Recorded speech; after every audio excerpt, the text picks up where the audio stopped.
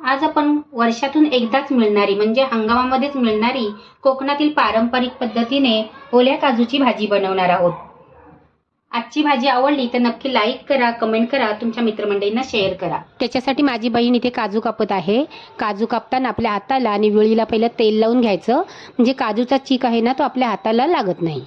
एका काजूचे असे 2 तुकडे करून घ्यायचे आहेत आणि काजू कापून झाले ना की टोकदार अशी काहीतरी वस्तू घ्यायची आणि त्यातले आतले गर आहेत ना ते असे काढायचे आहेत। गर काढून झाल्याच्या नंतर त्याला चीक भरपूर असतो, म्हणून कपड्याने असे त्यांना आपल्याला पुसून घ्यायचे आहेत। आपण असे कपड्याने चांगले पुसले ना की चीक निघून जातो आणि काही त्याची सालं पण निघतात।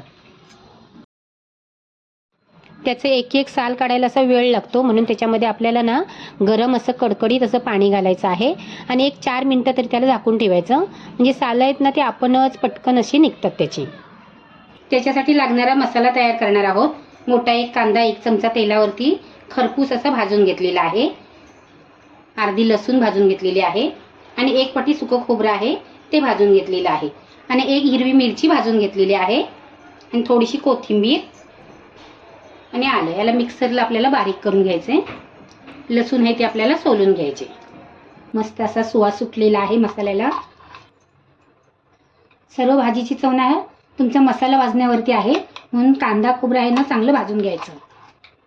बिया सोलून स्वच्छ धुवून घेतलेल्या आहेत। कुकरमध्ये आपण झटपट अशी भाजी करणार आहोत। जर जास्त भाजी वाढायला पाहिजे असेल तर याच्यामध्ये 1 बटाटा घालायचा। कुकर गरम झाला की मोठा 1 चमचा तेल घालायचं। तेल चांगलं कडकडीत गरम झालं की अर्धा चमचा जिरं, 5 ते 6 पाकळ्या लसूणच्या ठेचून घालायच्या, 5-6 कढीपत्त्याची पानं तोडून घालायची। गॅस बारीक करायचा। 2 चमचे घरचा लाल मसाला, अर्धा चमचा हळद आणि वाटलेलं वाटण।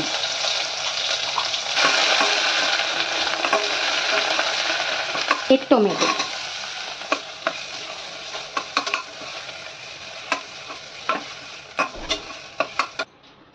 कांदा खोबरं आपलं चांगलं भाजलेलं आहे, तर मसाला आपल्याला जास्त परतायची गरज नाही आहे।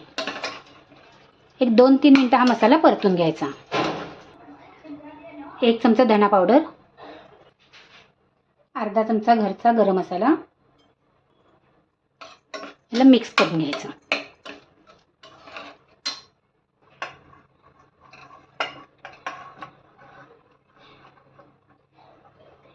सर्व काजूच्या गरांना मसाला लागेपर्यंत मिक्स करायचे। त्याच्यामध्ये 1 वाटी पाणी घालायचं, मिक्स करायचं।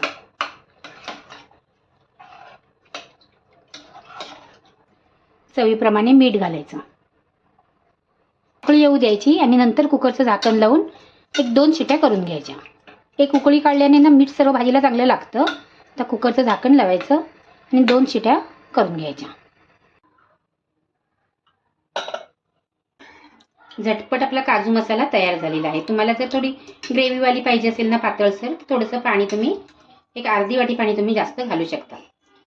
वेळात वेळ काढून तुम्ही माझी रेसिपी बघता त्याबद्दल मी तुमचे खूप खूप मनापासून आभार मानते। थँक्यू।